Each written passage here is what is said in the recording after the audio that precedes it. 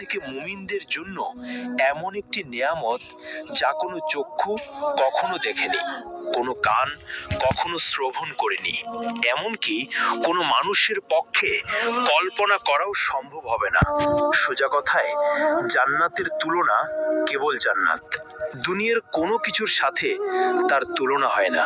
এই ভিডিওতে আমরা কোরআনের আলোকে সেই জান্নাতের বর্ণনা শুনব, যার দৃশ্যগুলো শক্তিশালী এআই দ্বারা তৈরি, যা কেবল বোঝার সুবিধার্থে প্রতীকী রূপে ব্যবহার করা হবে। ভয়াবহ হাসরের ময়দানে যখন মানুষের জীবনের প্রতিটি কর্মের হিসাব নেওয়া হবে, তখন কারো ভাগ্যে জান্নাত নির্ধারিত হবে, আবার কারো ভাগ্যে জাহান্নাম। এবার কল্পনা করুন, আল্লাহর রহমতে আপনি সেই সৌভাগ্যবান বান্দাদের একজন যাদের জান্নাত নসিব হয়েছে। আপনি দাঁড়িয়ে আছেন জান্নাতের দরজায়, চিরশান্তির সুন্দর জীবন কয়েক কদম দূরেই আপনার জন্য অপেক্ষা করছে। কিন্তু ভেতরে প্রবেশের আগে আপনাকে সম্পূর্ণভাবে পরিশুদ্ধ হতে হবে।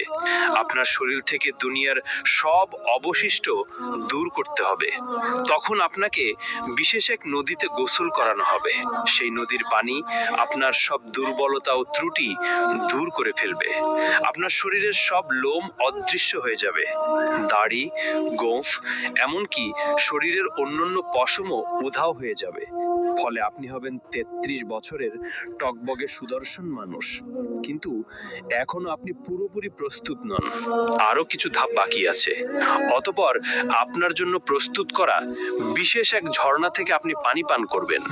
এতে আপনি হবেন সম্পূর্ণ পবিত্র, ভিতর থেকে এবং বাহির থেকে পুরোপুরি জান্নাতের জন্য প্রস্তুত।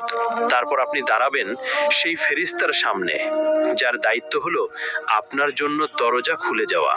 তার নাম হলো রিদওয়ান। যাই হোক, জান্নাতের দরজার কথা বলতে গেলে জান্নাতের মোট 8টি দরজা রয়েছে।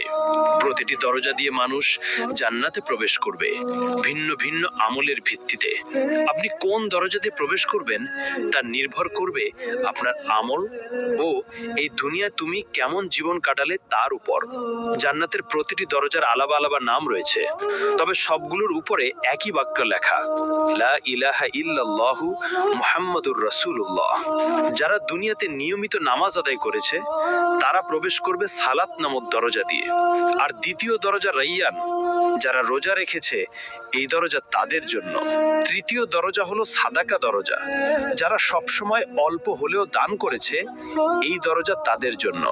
চতুর্থ দরজা হলো জিহাদ দরজা, যারা আল্লাহর পথে সংগ্রাম করেছে তাদের জন্য এই দরজা। পঞ্চম দরজা হলো হজ দরজা, যারা মক্কায় গিয়ে হজ আদায় করেছে তাদের জন্য।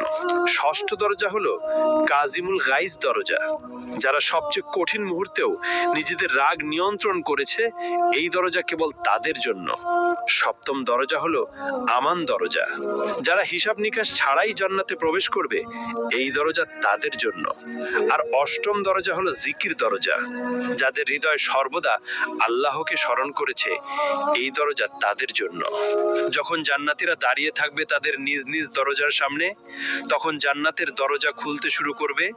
তখন আপনি অনুভব করবেন এক মৃদু উষ্ণ বাতাস আপনার মুখে লাগছে, এমন বাতাস আপনি কখনো অনুভব করেননি।